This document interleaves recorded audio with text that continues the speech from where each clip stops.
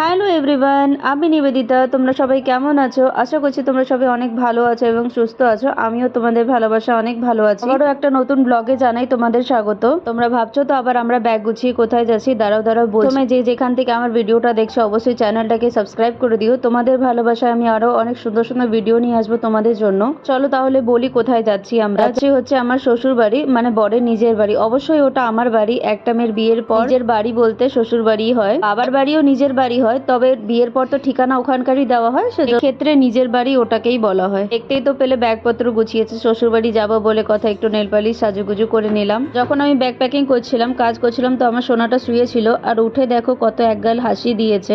রুটি বানিয়ে নিলাম। এই দেখো যে ছোট সোনাটা নাচছে, এটা হচ্ছে মিমির কাছে যাবে, মানে ওর ঠাম্মিকে মিমি বলে, সেজন্য মিমির কাছে যাওয়ার জন্য কত আনন্দ। দেখো ব্যাগপত্র লাগেজ নিয়ে তো আমরা বেরিয়ে গেছি। দেখো স্টেশনে চলে এসেছিলাম, অনেক আগেই চলে এসেছিলাম। দেখো এখন আমরা ট্রেনের জন্য ওয়েট করছি।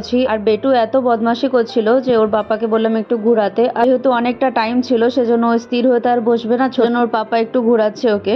ট্রেনও চলে এসেছে, আমরা ট্রেনের মধ্যে উঠে পড়েছি। আর যেহেতু অনেকটা রাত হয়ে গেছিল তো বেটু ঘুমানোর জন্য কাঁদছিল, দেখো ঘুমিয়েও পড়েছে। ওয়ান নাইট জার্নি করে ফাইনালি রাঁচি পৌঁছে গেছি। তো বেটু হওয়ার আগে আমি সপ্তাহে সপ্তাহে মানে রাঁচি আসতাম স্যাটারডে সানডে ছুটিতে।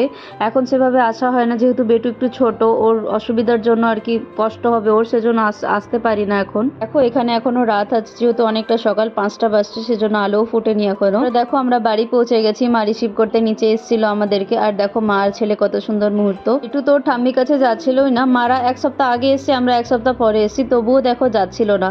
মানে ওকে নিয়ে যাচ্ছি, বলছি মিমি মিমি, তাও যাচ্ছে না। ও ঠাম্মিকেও মিমি বলে, সেজন্য মিমিও যাচ্ছে না। পরে 2 মিনিট পর নিজেই চলে গেছে, মানে বুঝতে পেরে গেছে, চিনে গেছে ওটা ওর মিমি ঠাম্মি, যাই হোক। ওর দেখো এখন কি সুন্দর কোলের মধ্যে উঠে আছে। ফাইনালি 5 মাস পর নিজের রুমে আসলাম। এক আলাদাই শান্তি, নিজের বাড়ি বলে কথা।